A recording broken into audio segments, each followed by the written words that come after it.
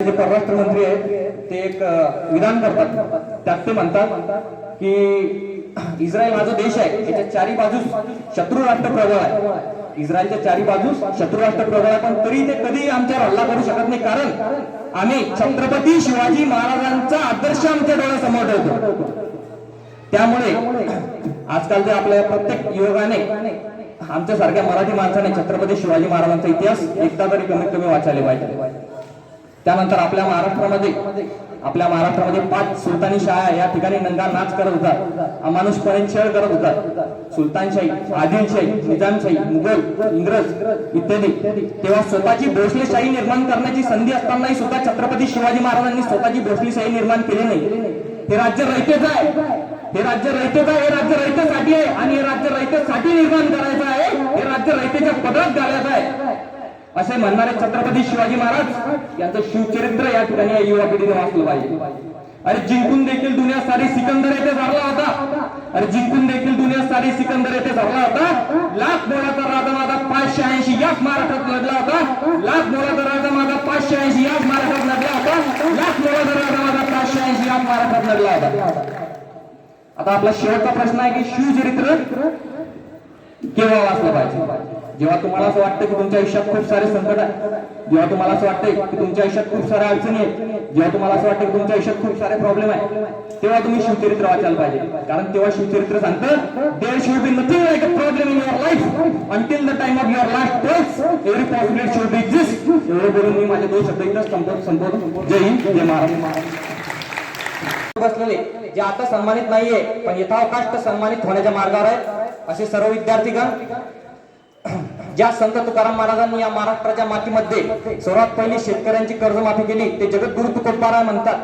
आम्हा घरी धन शब्दाचीच रत्ने नाही, शब्दाचीच शस्त्रे यत्ने करू, शब्दाची आमच्या जीवाची जीवन, शब्द वाटू जनधन लोका असे म्हणत सर्वसामान्य लोकांपर्यंत छत्रपती शिवाजी महाराजांचा स्वराज्य संकल्पनेचा आणि पांडुरंगाच्या भक्तीचा संदेश देणारे जगद्गुरु तुकोबाराय यांना मी सर्वप्रथम या ठिकाणी जगद्गुरु तुकोबाराय यांचं सर्वप्रथम मी या ठिकाणी नाव घेतो.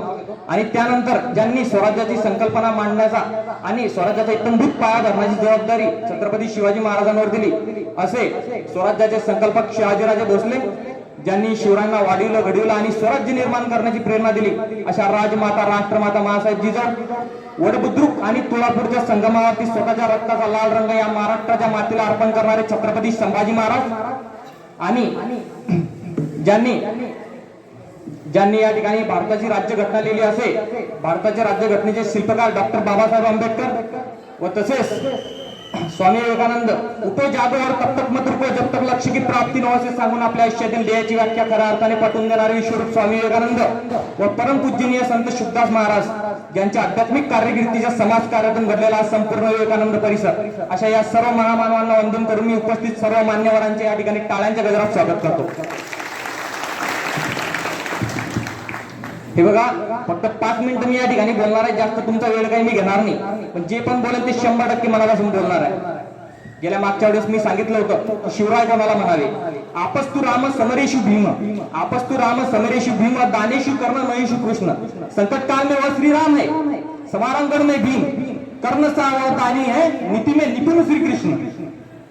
आज थोडं मी शिवचरित्राबद्दल बोलणार आहे, कारण मला माहित आहे इथं भाषण करणाऱ्यांच्या गर्दीमध्ये शिवचरित्र वाचलेला एकही सतसत विवेक बुद्धीचा विद्यार्थी या ठिकाणी मला सापडणार नाही.